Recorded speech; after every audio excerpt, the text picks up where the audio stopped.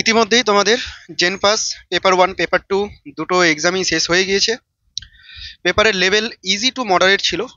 Paper 1 এর কোশ্চেনগুলো যদি দেখা যায় তাহলে সেগুলো বায়োলজির কোশ্চেন যেমন যথেষ্ট ইজি ছিল, বলা যায় যে ক্লাস 10 লেভেলের বেশিরভাগ কোশ্চেনই ছিল। ফিজিক্স খুব একটা কঠিন ছিল না, খুব একটা কঠিন নয়, কঠিন ছিলই না।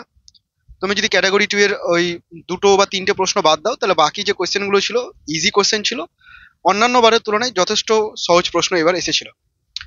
দেখো তোমরা ইউটিউবে সলিউশন পেয়ে যাবে, শুধুমাত্র সলিউশন যদি প্রয়োজন হয় তাহলে ইউটিউবে সার্চ করে তোমরা যে কোনো ভিডিও দেখলেই পেয়ে যাবে। আমি এখানে তোমাদেরকে ফিজিক্সের ডিটেল সলিউশন করাবো, শুধুমাত্র আনসার নয়, প্রত্যেকটা প্রশ্ন আমি তোমাদেরকে সলভ করে করে দেখাবো যে কিভাবে আনসারগুলো আসছে।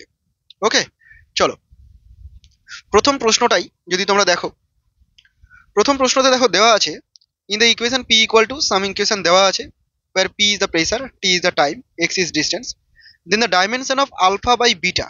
ওকে, তো ডাইমেনশনাল অ্যানালিসিস থেকে পরীক্ষাতে প্রশ্ন আসেই, এটা আমি আমার ক্লাসেও বলেছি আর তোমরাও নিশ্চয়ই জানো।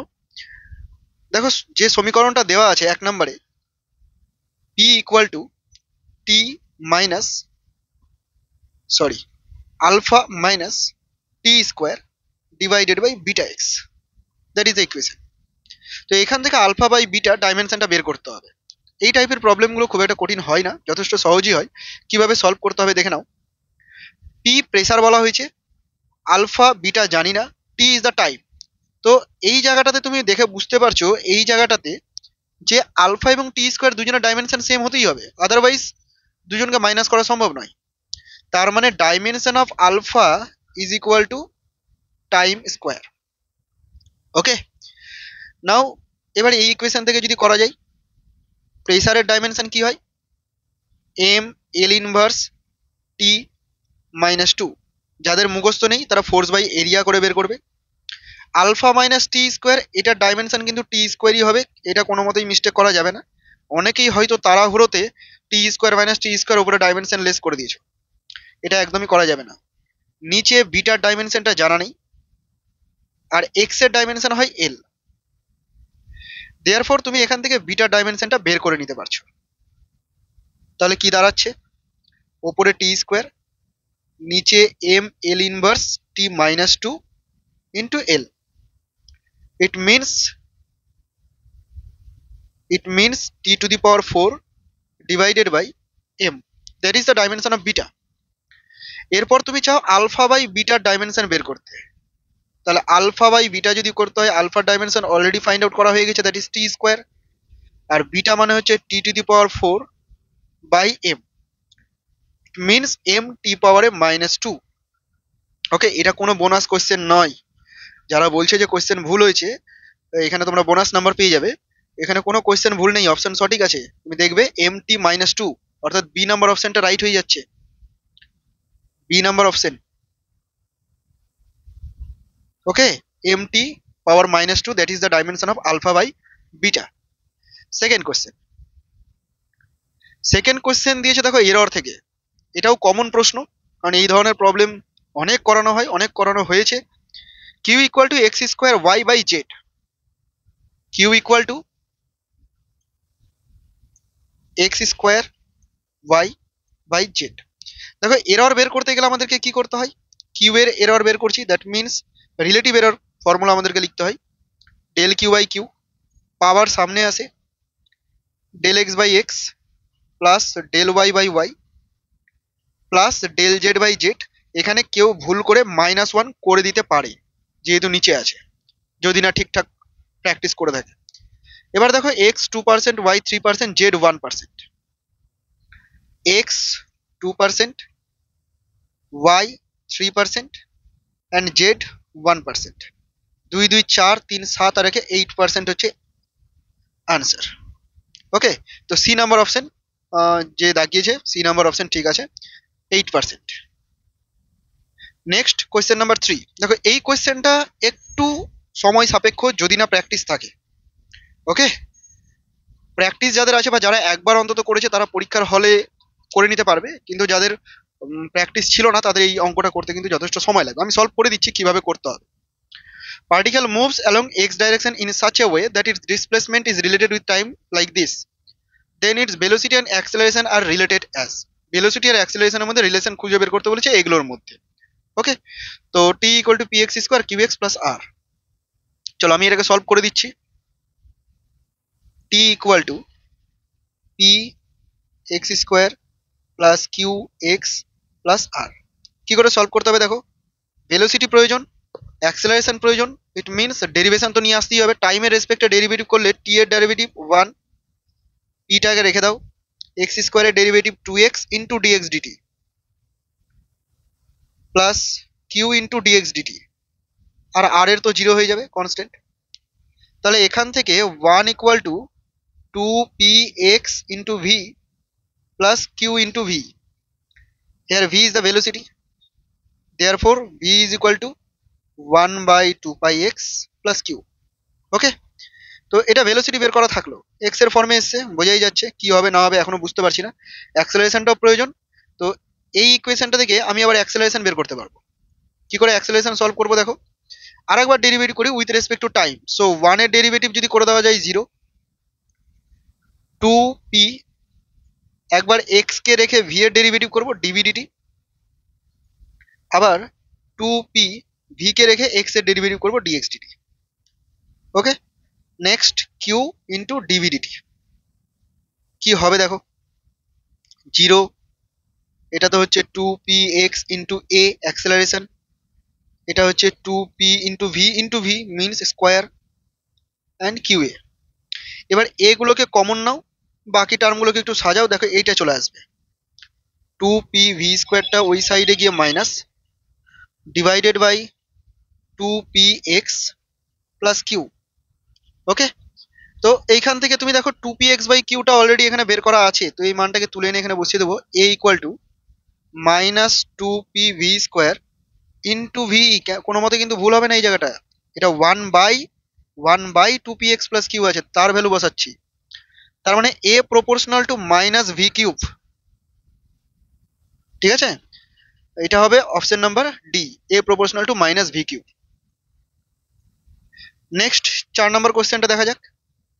4 নম্বর কোশ্চেন খুব সহজ কোশ্চেন দেওয়া হয়েছে, এ ভেক্টর দেওয়া আছে, বি ভেক্টর দেওয়া আছে, what is the component of A along the vector B. তো ভেক্টর ফর্মে আছে, সুতরাং ভেক্টর ফর্মে বের করতে হবে। দেখো A component of A along vector B, তো কম্পোনেন্ট অফ এ আমরা কি করে বের করি, এ কস থিটা করে বের করি। ঠিক আছে, এটা তো জাস্ট স্কেলার কম্পোনেন্ট, কোন দিক বরাবর বের করতে চাইছি আমি, বি ক্যাপ বরাবর বের করতে চাইছি, তাহলে বি ক্যাপ মানে বি এর ডাইরেকশনে বের করতে চাইছি, সেই জন্য বি ক্যাপটাকে যদি গুণ করে দিই তাহলে আমি ভেক্টর কম্পোনেন্টটা পেয়ে যাবো।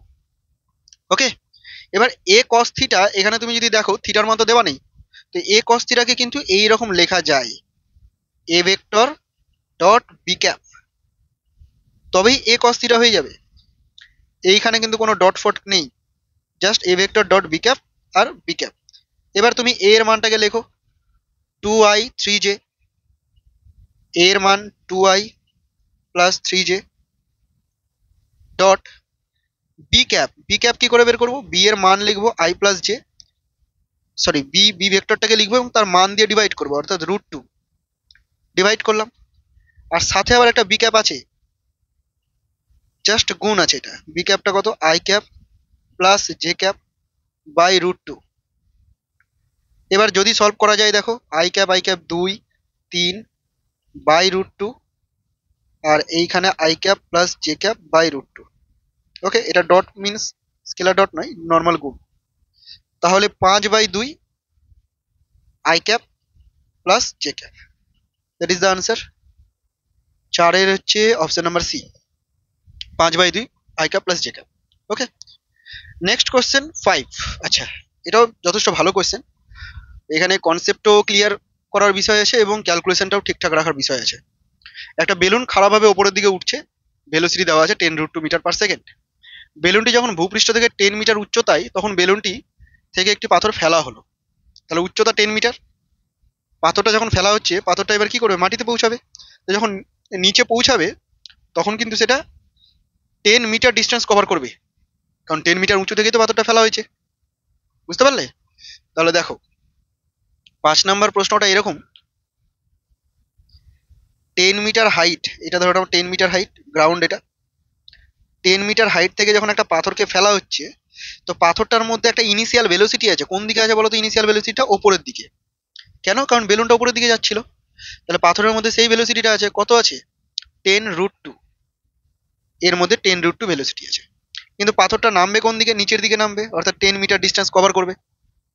ওকে, তাহলে আমি এই ফর্মুলাটা যদি ইউজ করি, দেখো h=ut plus half GT square. এই জায়গাটায় প্লাস মাইনাসটা ঠিকঠাক বুঝে শুনে করতে হবে, এক একজন এক এক রকম ভাবে প্লাস মাইনাস দিয়ে এগায়। তো দেখো আমি করছি কি, ধরে নিচ্ছি অবজেক্টটা নিচের দিকেই নামবে, অর্থাৎ এইচ এর মান 10। নেগেটিভ 10 করলাম না, আমি নিচের দিকটাকে পজিটিভ ধরে নিচ্ছি। ইউটা কি হবে? ইউটা হবে -10√2, কারণ আমি নিচের দিকটাকে যদি পজিটিভ ধরি তাহলে উপরের দিকের ভেলোসিটি ছিল ইনিশিয়াল 10√2, সেটা মাইনাস। টিটা তো জানি না, জি এর মান 10 বলেছে, তো 10/2 করলে 5 হয়ে যাবে, 5t স্কোয়ার। এটাকে সিম্পলিফাই করে 5 দিয়ে ভাগটাগ করে এক জায়গায় নিয়ে আসো, T square -2√2t -2 is equal to 0। এবার শ্রীধর আচার্য করলে ইজিলি চলে আসবে। শ্রীধর আচার্য কিভাবে করবে দেখো, T equal to -b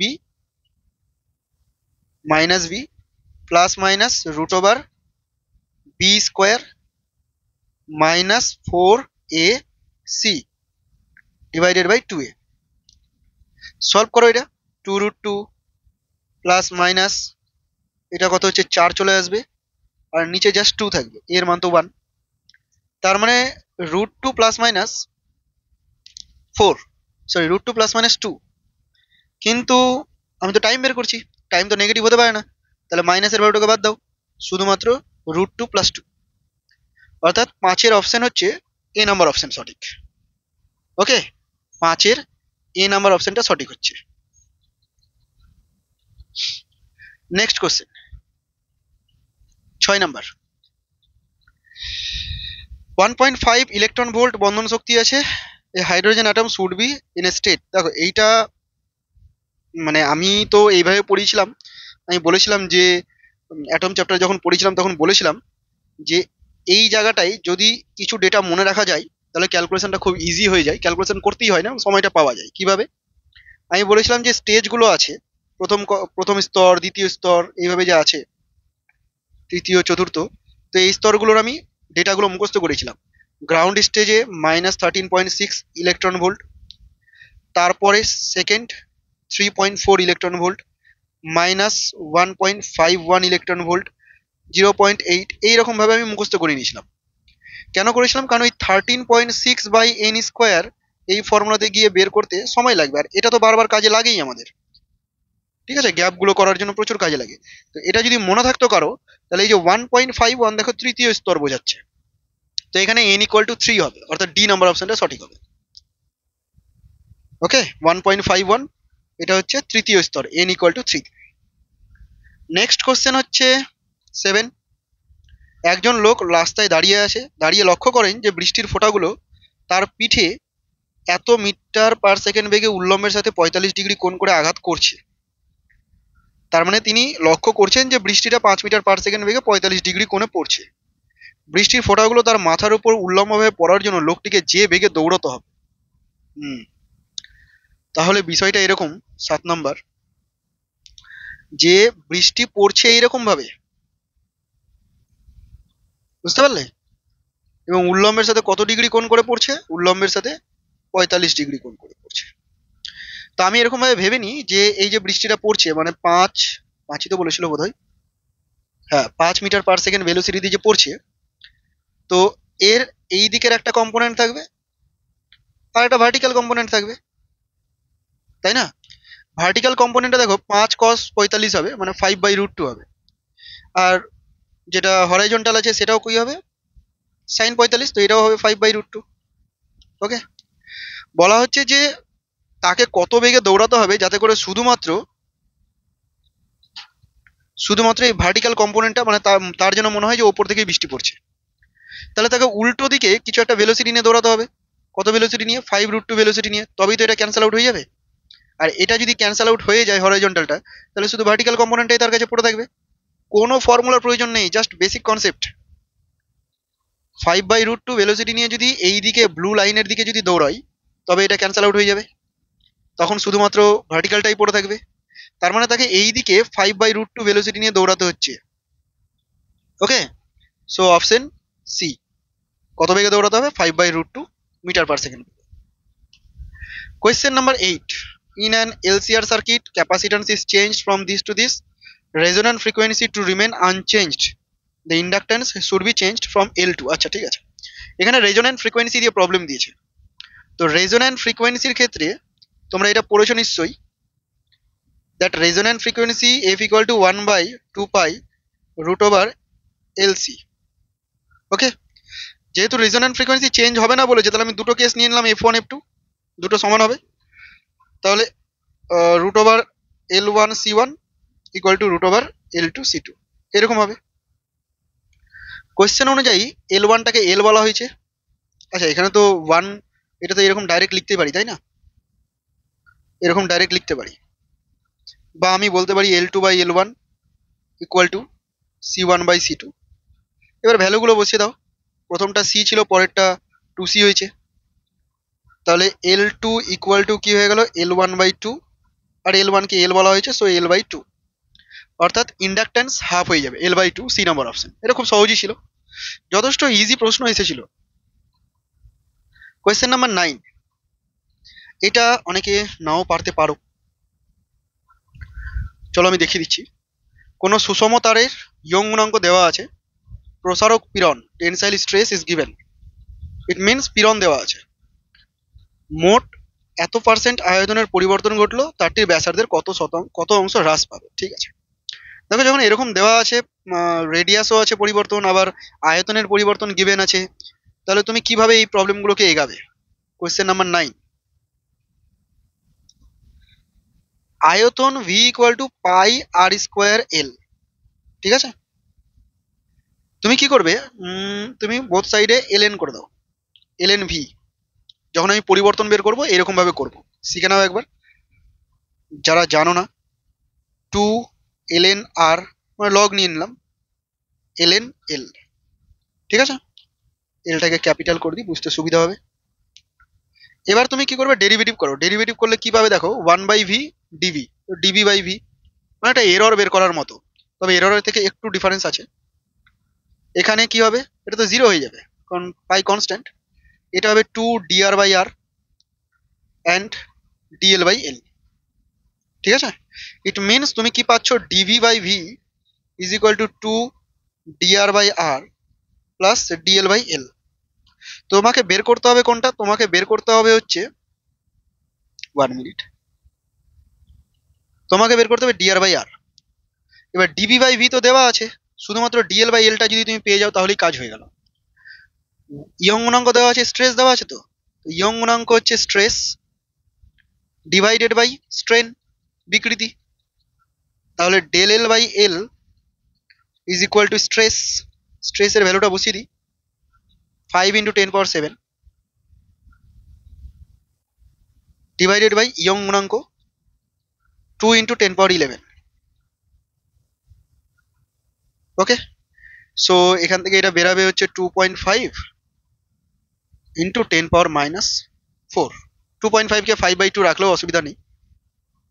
dv/v এটা কত দেওয়া আছে? 0.02% আয়তনের পরিবর্তন, অর্থাৎ এটা আছে 0.02/100। আমি একবারে যদি এরকম লিখি 2 × 10⁻⁻4 লেখাই যায়। dr-টা জানি না, অ্যান্ড dl-টা হচ্ছে 2.5 × 10⁻⁻4। দেখো ক্যালকুলেশন ইজি হয়ে গেছে। 2 dr/r যদি বের করতে হয় তাহলে 0.5 × 10⁻⁻4 or dr/r, আচ্ছা একটা নেগেটিভ সাইন থাকবে, dr/r ইজ ইকুয়াল টু 0.5 মানে তো 1/2, 1/4 হয়ে যাচ্ছে 10⁻⁻4। 1/4টাকে 0. কত বলবে? 25 বলবে, ইন্টু 10⁻⁻4। ঠিক আছে, এবার তুমি আনসারটা একটু দেখে নাও, 0.25 10⁻⁻4, এটা এ নাম্বার অপশন, অর্থাৎ 9 এর এ নাম্বার আনসারটা সঠিক হচ্ছে। এবার 10 নম্বর প্রশ্ন। 10 নম্বর প্রশ্ন ইজি প্রশ্ন ছিল, যে আলোর সমবর্তন দ্বারা প্রমাণিত হয়, এটা সকলেই জানো, আলো তির্যক তরঙ্গ। এটা প্রমাণিত হয়। 10 নম্বর। 11 নম্বর দেখো, 11 নম্বরটা ভুল করতে পারো, অনেকে মিস্টেক হতে পারে। একটা বৃহৎ জলাধার, দেওয়ালে দুটো ছিদ্র রয়েছে, একটি তার, একটি তার নয়, স্পেলিংটা মানে এখানে ট্রান্সলেশনটা ভুল হয়েছে, ইংলিশটা পড়ি। One is a square hole of red side L at a depth y from the top, উপর থেকে, and another is a circular hole of radius r at a depth 4y, 4y from the top. Okay. When the tank is completely filled with water, the quantities of water flowing out per second for both the holes are same. আচ্ছা, দেন ঠিক আছে, বিষয়টাকে বোঝানোর চেষ্টা করছি আমি। এটা হচ্ছে কোয়েশ্চেন নাম্বার 11। কোয়েশ্চেন নাম্বার 11-এ এরকম বলা হয়েছে যে একটা বৃহদাকার ট্যাঙ্ক আছে, ধরে নাও এই হচ্ছে একটা ট্যাঙ্ক। এই ট্যাঙ্কে দুটো ছিদ্র আছে, এইখানে একটা ছিদ্র আর এইখানে একটা ছিদ্র, এবং ছিদ্রগুলোর হাইট বলে দেওয়া হয়েছে, এটা y এ আছে, আর এই ছিদ্রটার ডেপথ বলে দেওয়া আছে, সেটা হচ্ছে 4y আছে, মেবি এটাই আছে y 4y। ওকে, এবার ওপরের যে ছিদ্রটা দেখছো ওটা স্কোয়ার শেপে আছে, এই ছিদ্রটা স্কোয়ার শেপে আছে এবং তার লেন্থ এল বলা আছে, তাহলে এরিয়া পেয়ে যাবো এল স্কোয়ার। এখানকার রেডিয়াস আর বলা আছে, তাহলে এরিয়া পেয়ে যাবো পাই আর স্কোয়ার। এবার দেখো এখান থেকেও ওয়াটার বেরাবে, এখান থেকেও ওয়াটার বেরাবে। বলেছে কি যে এইখান থেকে যে ওয়াটারগুলো বেরাচ্ছে পার ইউনিট টাইম কোয়ান্টিটিটা ইকুয়াল। তাহলে কি করব, আমি এরকম ভাবে বের করব, that volume per unit time. কি করে আমরা আয়তন বের করব, কতটা আয়তন যাচ্ছে। দেখো এরিয়া তো এখানে এল স্কোয়ার। ওকে, এবার ইউনিট টাইমে যতটুকু লেন্থের ওয়াটার বেরাবে সেটাকে আমরা ভেলোসিটি রিপ্রেজেন্ট করে দিতে পারি। বা তুমি এরকম ভাবে ভাবো যে পাই এল, পাই বলছি sorry, area into length divided by time. এটাই তো ইউনিট টাইমে কতটা ভলিউম যাচ্ছে। তো এরিয়াটাকে রেখে দিলাম, এল বাই টিটাকে ভি বলে দিচ্ছি। এখানে এরিয়া মানে এল স্কোয়ার, ঠিক আছে, আর ভিটাকে ভি1 নাম দিয়ে দিচ্ছি প্রথমটার বোঝানোর জন্য, ভি1। সিমিলারলি নিচেরটাতে যে আয়তন হবে সেটা কি হবে, এরিয়া পাই আর স্কোয়ার ইন্টু ভেলোসিটি ভি2। এবার দুটো তো ইকুয়াল বলা হয়েছে, তাহলে এল স্কোয়ার ইন্টু ভি1 পাই আর স্কোয়ার ইন্টু ভি2। তুমি যদি ভি1 ভি2 ভ্যালুটা বসে দাও তোমার আনসার চলে আসবে। ভি1টাকে লিখবো √2gh, মনে পড়ছে, এখানে h মানে y, এবং ভি2টাকে লিখবো √2gh means 4y। 2gy both সাইডে আছে, কেটে দাও, এল স্কোয়ার পাই আর স্কোয়ার ইন্টু 2। তাহলে এখান থেকে আর ইকুয়াল টু কি হচ্ছে, এল বাই √2 পাই। এইটা হচ্ছে answer. Option number A right option, ঠিক করেছে। কোয়েশ্চেন নাম্বার 12, এটা কার্নো ইঞ্জিন থেকে কমন একটা প্রশ্ন, কার্নো ইঞ্জিন থেকে দেওয়া হয়েছে, সহজই দিয়েছে। দক্ষতা দেওয়া আছে 1/2, যদি তাপগ্রাহকের উষ্ণতা 100°C কমে যায়, তাপগ্রাহকের উষ্ণতা কমে যাচ্ছে, তাহলে তাপ উৎস, আচ্ছা সোর্সেরটা জানতে চেয়েছে। তাহলে 12 নম্বর প্রবলেমটাকে আমরা কিভাবে করবো দেখো। Question number 12, eta equal to 1 minus T2/T1, already আমরা জানি এটা, যেখানে T2 sink temperature, T1 source temperature. First of all দেওয়া আছে হাফ, সো 1 মাইনাস T2/T1 লিখে দিলাম, এবং এখান থেকে T2/T1 পেয়ে যাচ্ছি। দেখো আমি বোঝাচ্ছি বলে এত সময় নিচ্ছি, আদারওয়াইজ তোমরা তো রাফ করবে, তোমাদের এটা সময় নেওয়ার কথা নয়, তাড়াতাড়ি হয়ে যায়। নেক্সট পার্টে বলা হয়েছে যে ইঞ্জিনের দক্ষতা 2/3 হবে যদি তাপগ্রাহকের উষ্ণতা 100°C কমে যায়। তাহলে নেক্সট পার্টে ইটা ইকুয়াল টু 1 মাইনাস T2/T1, এখানে আমি ইটার জায়গায় লিখবো 2/3, 1 মাইনাস টেম্পারেচারটা অ্যাকচুয়ালি কি হচ্ছে 100°C কমে গেছে, 100°C কমে যাওয়া বা 100 কেলভিন কমে যাওয়া একই বিষয়, নিচে T1। তাহলে এটা কি আসবে, এটা আসবে 1/3 is equal two T2 minus 100/T1। ঠিক আছে, এখান থেকে আমার দরকার কি উৎসের, তাই না, তাহলে এখান থেকে আমি T2টাকে বের করে রাখি, T1/2, আর এইখান থেকেও T2টাকে বের করে নাও। দেখো এটা হবে 3T1 প্লাস 100। এবার দুটোকে ইকুয়াল করো, দুটোকে যদি ইকুয়াল করে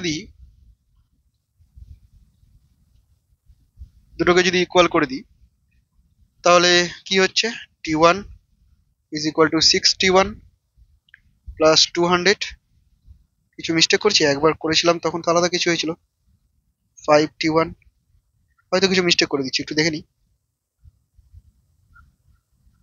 এখানে মিস্টেক করে দিয়েছি, তোমরা তো বুঝেই গেছো নিশ্চয়ই।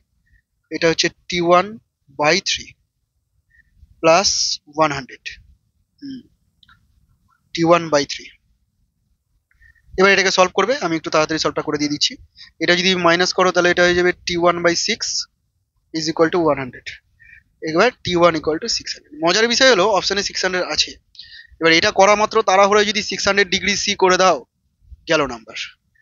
এটা ডিগ্রি সি নয়, এটা কেলভিনে এসেছে।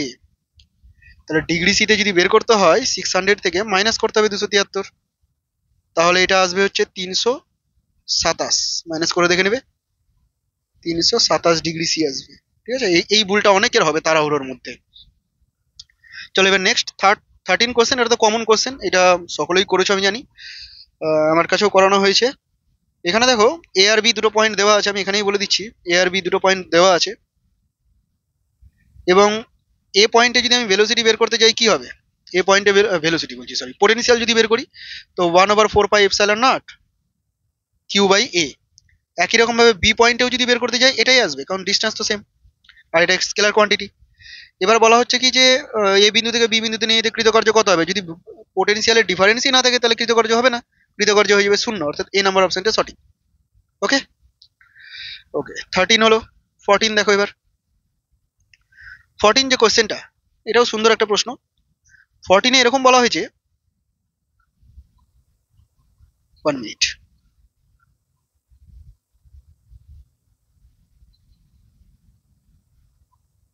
দেখো 14 এরকম বলা হয়েছে যে অসমান ব্যাস বিশিষ্ট পাইপের সরু অংশ দিয়ে, তো আমি একটা পাইপ ড্র করে নিচ্ছি, ধরো না এরকম টাইপের অসমান, এক জায়গায় মোটা এক জায়গায় সরু, A1 এরিয়া এক জায়গায় A2 এরিয়া। কোন তরল প্রবাহিত হলে নিম্নলিখিত কোন বিবৃতিটি সঠিক? বেগ চাপ, আচ্ছা বেগ চাপের পরিবর্তন। তো তোমরা একটা ধারাবাহিকতার সমীকরণ পড়েছো যে velocity into area is equal to constant হবে যদি ইনকম্প্রেসিবল হয়, অসংকোচনযোগ্য। তাহলে velocity equal to velocity proportional to কি হচ্ছে 1/a এরিয়া। তো দেখো এখানে এরিয়াটা কম, যেখানে এরিয়া কম সেখানে ভেলোসিটি বেশি, তাহলে সরু অংশে ভেলোসিটিটা কি হবে, বেশি হবে। বেগ বৃদ্ধি, বেগ বৃদ্ধি এখানেও আছে, আবার বেগ বেগ বেগ বৃদ্ধি আর কোথাও আছে, বেগ বৃদ্ধি এখানেও আছে, এ আর বি সি দুটোতেই আছে। চাপের কি পরিবর্তন হবে তোমরা যদি মনে করে দেখো, half rho V square plus rho G H, বার্নৌলির থিওরেম মনে পড়ছে, প্লাস কি হয় একটা এইচ, সরি এইচ বলছি P, is equal to constant, এরকম ছিল। এবার যেহেতু হরাইজন্টাল ধরে নিব, এটাকে ধরে নিতে গেলে আমি রো জি এইচটাকে বাদ দিতে পারি, তাহলে এই ইকুয়েশন থেকে তুমি দেখো ভি যদি বেড়ে যায় তাহলে প্রেসারটা কিন্তু কমে যাবে, আর এখানে তো ভি বেড়ে যাচ্ছে তাহলে প্রেসার কমে যাচ্ছে, অর্থাৎ option number C is right. Next 14 পর 15 হচ্ছে ডাইমেনশন অফ প্ল্যাঙ্কস কনস্ট্যান্ট, তারা ওর মধ্যে লিনিয়ার মোমেন্টাম করবে আমি জানি। ডাইমেনশন অফ প্ল্যাঙ্কস কনস্ট্যান্ট হবে অ্যাঙ্গুলার মোমেন্টাম। কি করে অ্যাঙ্গুলার মোমেন্টাম হবে আমি একটু করেই দিই।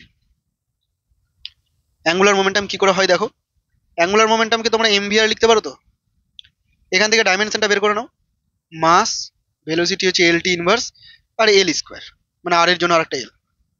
আবার E equal to H new থেকে, এটা তো খুব কমন প্রশ্ন কারণ প্ল্যাঙ্কস কনস্ট্যান্ট দিয়ে ইউনিট ডাইমেনশন বের করানো শেখানো হয়েছে নিশ্চয়ই। এইচ যদি বের করতে তাহলে ই বাই নিউ, ই মানে তো এম এল স্কোয়ার টি মাইনাস টু, আর নিউ মানে হচ্ছে টি ইনভার্স, টি ইনভার্সটা উপরে চলে গেলে কি হয়ে যাবে, এটা -1 হয়ে যাবে। তো অ্যাঙ্গুলার মোমেন্টাম হবে সঠিক অপশন। লিনিয়ার মোমেন্টাম যদি কেউ করে দেয়, রৈখিক বর্গ করে দেয়, তাহলে ভুল হয়ে যাবে। নেক্সট প্রশ্ন, এবার আমাদের ক্যাটাগরি 2 এর প্রশ্নগুলো আসছে। দেখো ক্যাটাগরি 2 এর প্রশ্নগুলো একটু ভাবনা চিন্তার প্রশ্ন ছিল। যেমন এই প্রশ্নটা কি বলা হয়েছে দেখো, এখানে বলা হয়েছে two stretched strings of same materials are vibrating under the same tension in fundamental mode, the ratio of their fundamental frequencies is this and the ratio of the length of the vibrating segment is this, vibrating segment আচ্ছা, then which of the following are true, এখানে radius দেওয়া আছে আর নন vibrating segment দেওয়া আছে। দেখো বিষয়টা কিভাবে করব, প্রথমত ফ্রিকোয়েন্সি রেশিও তো দেওয়াই আছে, ফ্রিকোয়েন্সি রেশিও দেওয়া আছে। কত নম্বর করছি, ক্যাটাগরি 1 করছি। আমরা ফ্রিকোয়েন্সির ফর্মুলা জানি, n equal to 1/12 root over T by M, যেখানে এম হচ্ছে মাস পার ইউনিট লেন্থ আর এল ইজ দ্য লেন্থ। তো এখানে আমি একটু সিম্পলিফাই করে লিখছি আর কি। টেনশনটাকে টেনশনই রাখলাম, মাসটাকে এরকম লিখছি, পাই আর স্কোয়ার এল রো। এবার দেখো এলটাকে লিখবো না, কারণ পার ইউনিট লেন্থ, তো সেই জন্য পাই আর স্কোয়ার রো লিখলাম। তাহলে ফ্রিকোয়েন্সি কার কার উপর ডিপেন্ড করছে? Frequency is proportional to T, তো কনস্ট্যান্ট বলেছে, সেম টেনশন। রোটাও কনস্ট্যান্ট, সেম ম্যাটেরিয়াল। লেন্থ আর আর এর উপর ডিপেন্ড করছে, মানে তুমি বলতে পারো 1/LR, ঠিক আছে, এটার উপর ডিপেন্ড করছে। ফ্রিকোয়েন্সি রেশিও দেওয়া আছে, আর তোমার এল এর রেশিও দেওয়া আছে, যে ভাইব্রেটিং সেগমেন্ট বলেছে ওটা এল এর রেশিও। তাহলে ফ্রিকোয়েন্সি রেশিও মানে N1/N2 ইকুয়াল টু L2R2/L1R1, তার মানে 1/2 L2 দেওয়াই আছে না, 1:4 ছিল, তো উল্টো লিখতে হবে 4/1 into R2/R1. It means R1/R2 becomes R1/R2 becomes, ভুল করে দিলাম কিছু, এটা দেওয়া আছে, তাহলে R2/R1 যদি করতে হয়, হ্যাঁ 1/8, ঠিক আছে, 1/8। আমি বুঝে যাচ্ছি যে ভুল ঠিক করছি কিনা, সেটা আমি অ্যাকচুয়ালি একটু আগেই সলভ করলাম সবগুলো। তো এটা কি হয়ে যাবে, এল R1/R2 1:8, 1:8, the ratio of the radii of the string 8:1, ratio of the radii of the string 4:1 তো হবে না, তাহলে 8:1টাই হচ্ছে, ঠিক আছে, এতদূর পর্যন্ত 8:1। এটা 8:1ই তো হচ্ছে, আমারই মিস্টেক, 8:1।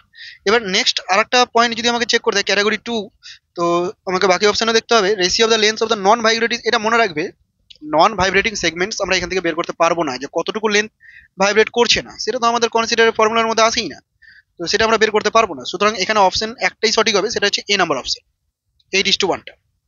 ওকে, নেক্সট প্রশ্ন। এবার নেক্সট প্রশ্নতে বলা হচ্ছে, এটা খুব সুন্দর প্রশ্ন দিয়েছে, এবং এটা অনেকেই পারবে না, আশা করছি অনেকেই পারবে না, সময়ের মধ্যে করাটাও মুশকিল হবে। Body of mass 1 kg starts moving from rest at t equals to 0 in a circular path of radius 8 meter. Its kinetic energy varies as a function, kinetic energy দেওয়া আছে, but t is the time. The tangential acceleration, power of all force, first round completed in 2 seconds, tangential force at t equals to 2. আচ্ছা দেখো কিভাবে করব। Category 2 second question, kinetic energy is 2t square. আমি লিখে নিচ্ছি, হ্যাঁ, kinetic energy is 2t square.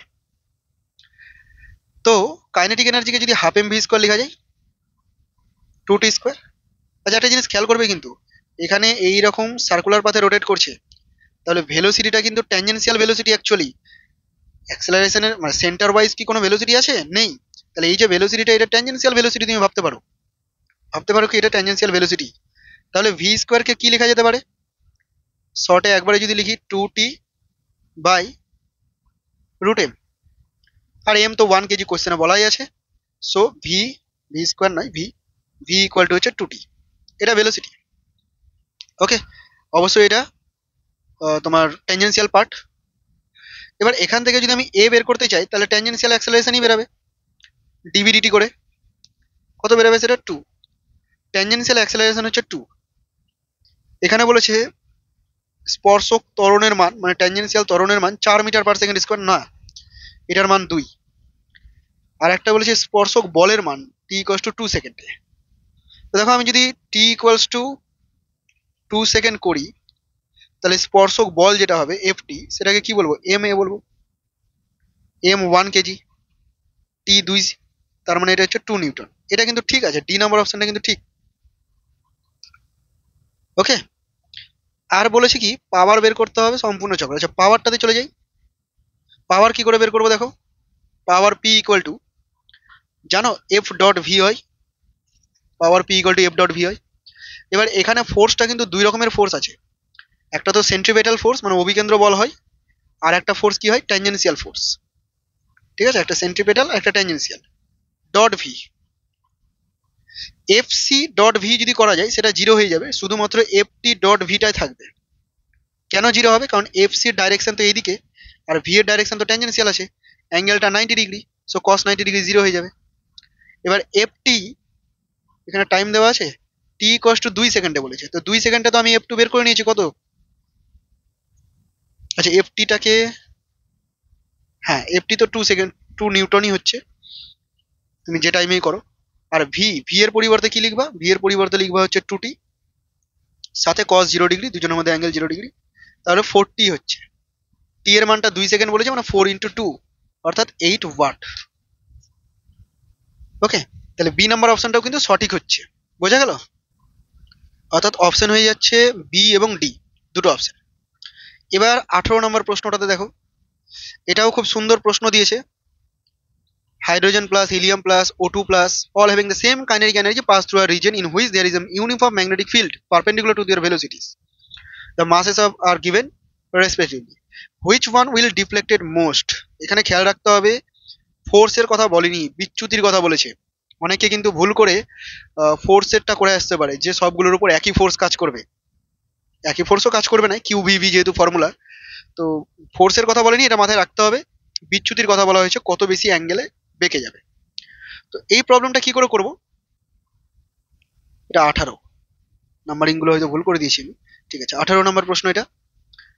এই প্রশ্নটা এরকম হবে, দেখো যখন কোনো পারপেন্ডিকুলার ফিল্ডের মধ্যে কোনো চার্জ ঢুকে যায়, সে কিন্তু সার্কুলার পাথে রোটেট করে যায়, এবং যে সার্কুলার পাথে রোটেট করে তার রেডিয়াস হয় আর। এটা আমরা লোরেন্জ ফোর্সতেই পড়েছি। R equal to M B by QB হয়, এটা বের করে দেখানোর কোনো দরকারও নেই, বের করতে জানো সবাই, আর মুখস্থও আছে।